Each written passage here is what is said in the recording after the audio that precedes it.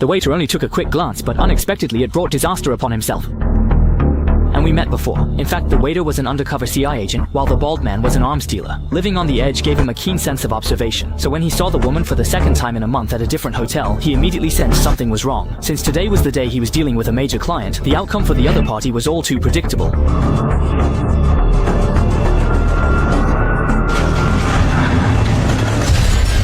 The bald man knew he was surrounded, so he called his boss, White Wolf, to cancel the deal. He then ordered his men to break out. This sudden turn surprised the CIA agents, especially since the attackers were heavily armed. Soon, the agents were overwhelmed and took heavy losses. Outside, Ethan, lying in ambush, chose to take action. He quickly neutralized the gunmen outside the hotel and entered the lobby. However, the bald man pressed a remote, and instantly, Ethan was thrown to the ground. The violent shockwave from the explosion left his head spinning. However, he quickly realized that his colleagues were being shot one by one. Ethan immediately understood that the enemy was on the balcony, so he struggled to his feet and soon spotted the positions of the bald man and his group by their shadows on the ground. Seeing this, he didn't hesitate to open fire. Sure enough, a few seconds later, someone fell from above, but bullets were also fired back at him. Thus, the two sides exchanged fire through the floor, and soon, 2 more thugs were shot dead.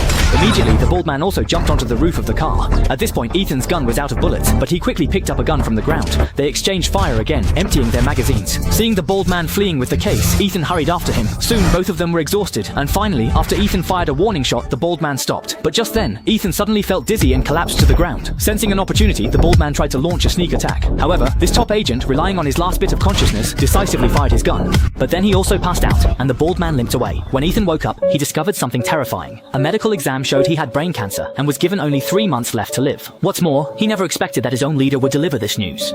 Terminate our relationship without any explanation. Just like that, this top agent who had worked diligently for over 30 years was abandoned. But things were far from over. After leaving behind the world of violence and killing, Ethan just wanted to spend his remaining days in peace. He left all his property and pension to his ex-wife, and next, he wanted to ease the tense relationship with his daughter. However, his daughter, whom he only saw once a year, felt very distant from him as a father. She even refused the bicycle he gave her, preferring instead to take the subway with her classmates. Seeing this, Ethan could only leave helplessly. However, unexpectedly, Xiaomei, the head of CA, came looking for him. She was the leader of the previous operation to capture the arms dealer. The main target that day was a behind-the-scenes boss nicknamed White Wolf, but unfortunately, he escaped. White Wolf has been the CIA's top target in recent years. Although no one knows what he really looks like, Xiaomei believes White Wolf appeared at that hotel that day, and she is certain Ethan saw him. So if they meet a second time, Ethan will recognize him. Based on this, Xiaomei hopes this former agent will continue to work for her. Of course, Ethan flatly refused.